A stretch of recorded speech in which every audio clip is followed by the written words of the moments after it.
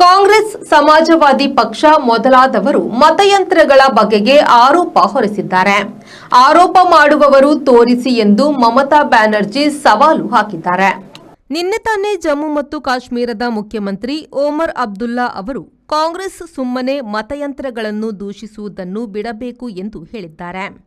ಇದು ಪಡುವಣ ಬಂಗಾಳದ ಮುಖ್ಯಮಂತ್ರಿ ಮಮತಾ ಬ್ಯಾನರ್ಜಿ ಮತ್ತು ತೃಣಮೂಲ ಕಾಂಗ್ರೆಸ್ ಸಂಸದ ಅಭಿಷೇಕ್ ಬ್ಯಾನರ್ಜಿ ಅವರು ಇವಿಎಂಗಳನ್ನು ದೂಷಿಸಿದರೆ ಸಾಲದು, ಹೇಗೆ ಹ್ಯಾಕ್ ಮಾಡುತ್ತಾರೆ ಎನ್ನುವುದನ್ನು ತೋರಿಸಬೇಕು ಎಂದು ಹೇಳಿದ್ದಾರೆ.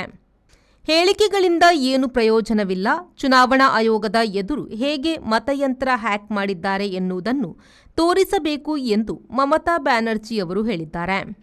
ಇತರ ಪಕ್ಷಗಳು ಮತಯಂತ್ರದ ಬಗೆಗೆ ಆರೋಪ ಮಾಡಿವೆ. ಒಮರ್ ಅಬ್ದುಲ್ಲಾ ಕೂಡ ಮುಖ್ಯಮಂತ್ರಿ ಆಗುವುದಕ್ಕೆ ಮೊದಲು ಆರೋಪ ಮಾಡಿದ್ದರು ಎಂದು ಕಾಂಗ್ರೆಸ್ ಸಂಸದ ಬಿ. ಮಾಣಿಕ್ಕಂ ಠಾಗೋರ್ ಹೇಳಿದ್ದಾರೆ.